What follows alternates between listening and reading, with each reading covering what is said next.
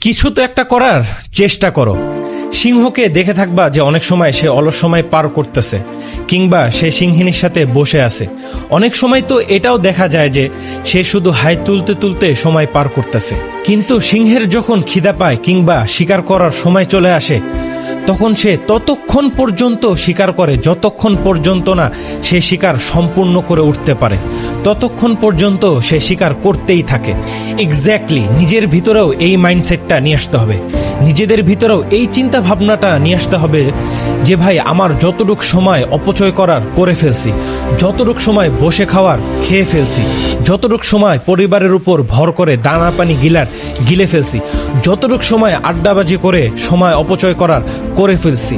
But এখন আজ থেকে আমি ততক্ষণ পর্যন্ত থামবো না যতক্ষণ পর্যন্ত না আমি সাকসেসফুল হতে পারি, ততক্ষণ পর্যন্ত আমি থামবো না যতক্ষণ পর্যন্ত না আমি নিজে কিছু একটা করে দেখাতে পারি। নিজেদের ভিতরে এই চিন্তা ভাবনা, এই মাইন্ডসেটটা আমাদের নিয়ে আসতে হবে। তোমার বিজনেস করার ইচ্ছা, ওকে করো, বুঝে শুনে ভালো করে ডিসিশন নিয়ে একটি ডিমান্ডিং জিনিস নিয়ে লেগে পড়ো। তোমার ভিডিও বানাতে ভাল লাগে, ওকে দেন সেটাই শুরু করে দাও। তোমার কোনো একটা ভালো জায়গায় জব করার ইচ্ছা, ওকে নিজেকে সেভাবেই প্রিপেয়ার করো, কিন্তু করো। আজ থেকে কিছু একটা করো, কিন্তু শুরু করে দাও। সফলতা একদিন, এক মাস কিংবা এক বছরে আসে না, এটার জন্য প্রয়োজন একটা দীর্ঘ সময়ের। তুমি আজ থেকে ভাবো যে আগামী 5 বছর পর নিজেকে কোথায় দেখতে চাও।